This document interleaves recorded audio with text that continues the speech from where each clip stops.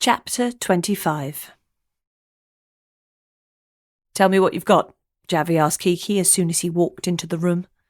She was used to his directness, and the fact that he'd bought her a takeaway coffee on the way had softened the fact he only saw her as a source of information.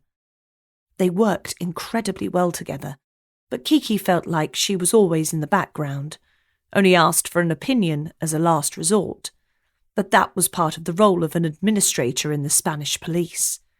She was there to support, not to lead. But work the role well, and she could rise to the same level as Javea in a few years, especially if he put in a good word for her. She swallowed her tiny piece of disappointment with her first gulp of coffee and spoke. "The system is back up and running, which allowed me to check the names involved in this. Hugo Cruz was the most interesting of these. He murdered another child when he was at school. He spent most of his youth in a children's prison and his early childhood in a Madrid jail. He killed a child in a fight in the school playground.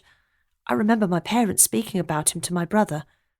Hugo Cruz is the boogeyman, the warning to all boys in Javea not to fight on the playground at school. I now remember the words my parents uttered to my brother. Do you want to end up in prison like Hugo Cruz?"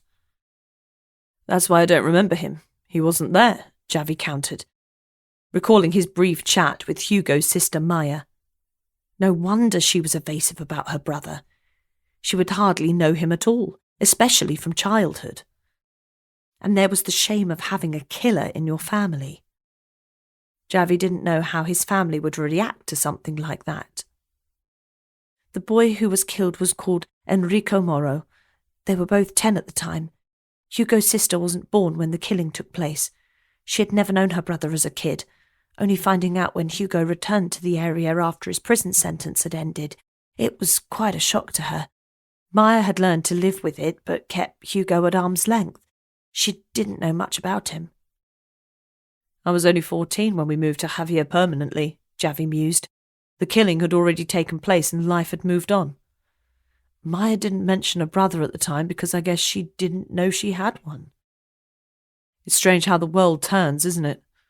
I've spoken to an old school friend today, and you've investigated the boogeyman.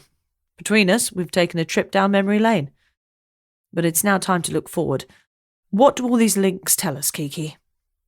"Not sure yet, boss, but the answer is out there somewhere." Kiki looked over at Javi, who was already somewhere else. She had no idea where the place was. It could have been a desert island for all she knew.